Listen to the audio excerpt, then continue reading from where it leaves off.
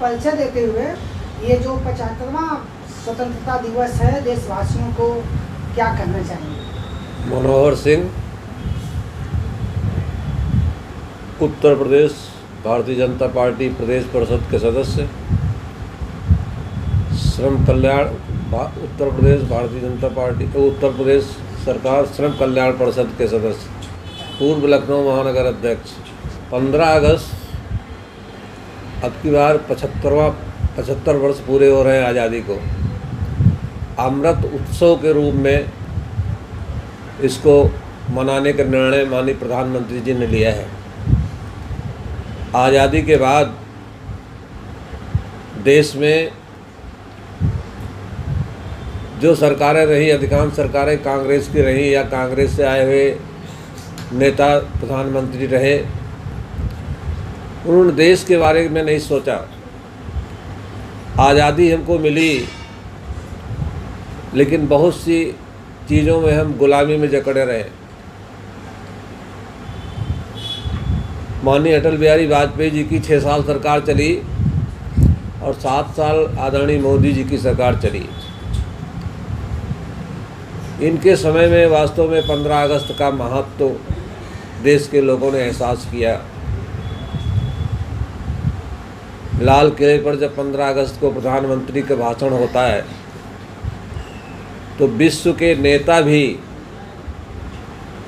देखते हैं कि भारत का प्रधानमंत्री बोल रहा है, आगे भारत की क्या नीतियां हैं। हम आज़ाद जरूर हो गए थे, लेकिन देश के कर्णधारों ने हमको गुलामी में जकड़ रखा था। देश की जनता के हित के लिए कोई काम नहीं किए थे। आज पंडित दीनदयाल उपाध्याय के अंत्योदय, जो समाज में सबसे गरीबी रेखा के नीचे में उसका उत्थान कैसे हो, ये प्रधानमंत्री जी कर रहे हैं। गांव-गांव में शौचालयों का निर्माण, गरीबों के लिए भवन, गैस सिलेंडर, मुफ्त अनाज, 80 करोड़ लोगों को कोरोना की बीमारी में मुफ्त अनाज, बेरोजगारों को रोजगार, प्रवासी श्रमिकों को सकुशल देश में लाना, उनके लिए रोजगार सृजित करना, पटरी दुकानदारों के लिए रोजगार सुरक्षित करना। इस तरह भारतीय जनता पार्टी का जो कहना है, सबका साथ, सबका विश्वास और सबको आगे बढ़ाने की नीति पर चल रहा है। वास्तव में आज़ादी अब एहसास हो रही है कि देश में जनता का भी कुछ अधिकार है।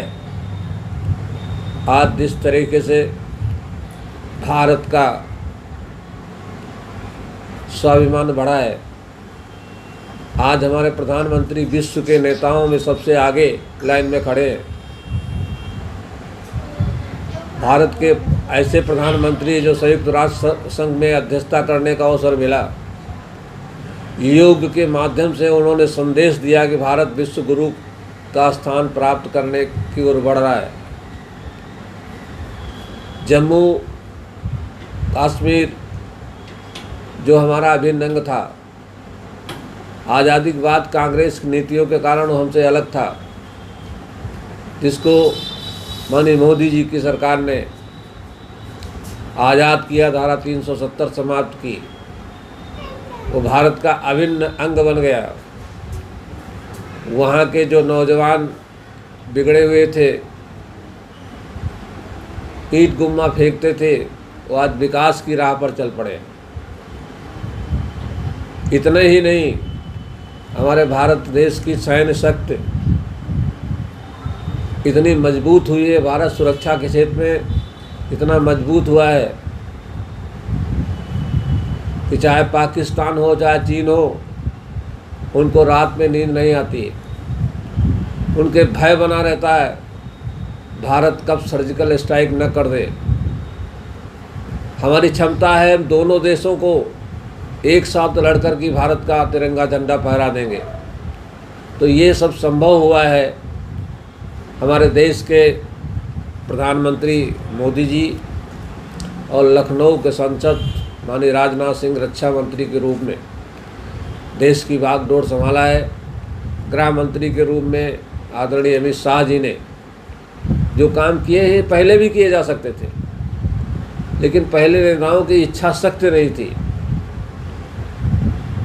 वो केवल अपना पेट भरने में लगे थे। देश की उन्नति कैसे हो इसके बारे में कभी नहीं सोचा।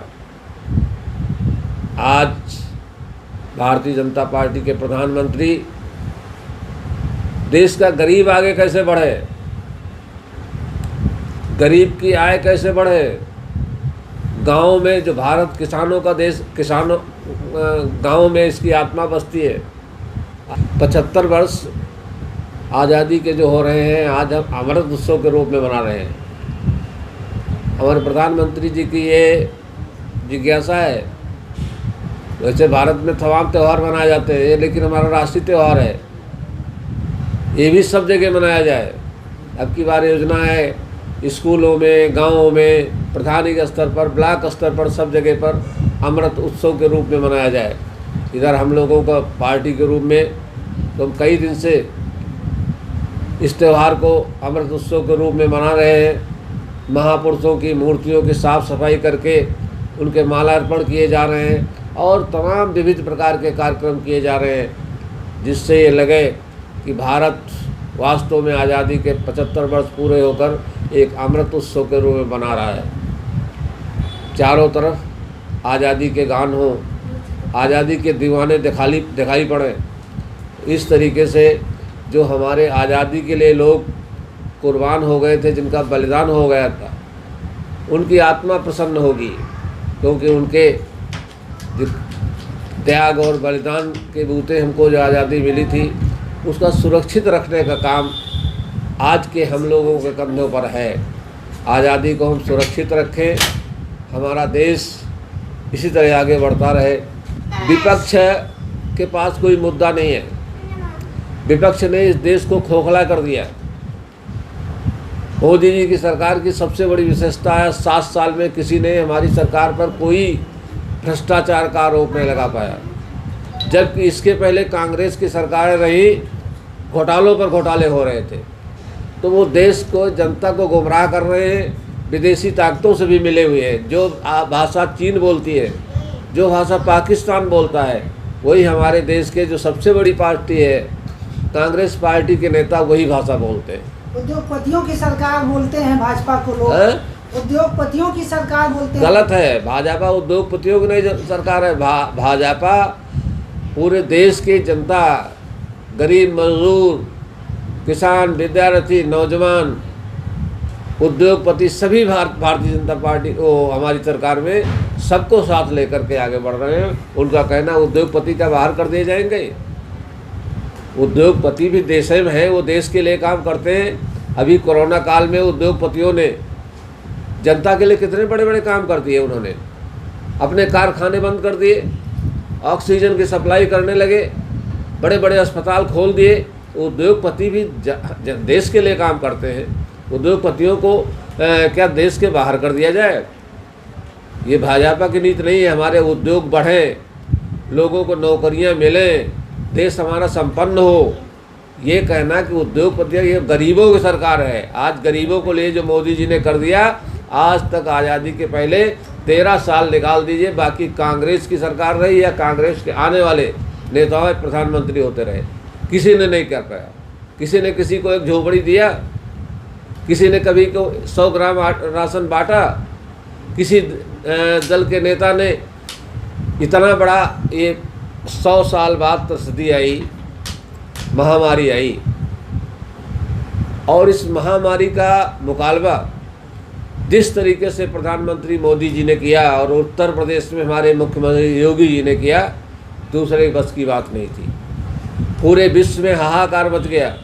हमारे देश की आबादी चीन के बाद दूसरे नंबर पर भारत की आबादी है, लेकिन फिर भी भारत को हमारे नेताओं ने अपनी सूझबूझ से बचा लिया। और इतना आत्मनिर्भर होकर के हमने जो वैक्सीन बनाई, वो आज हमारे पूरे देश में लग रही है और विदेशों की भी मदद कर रहे हैं।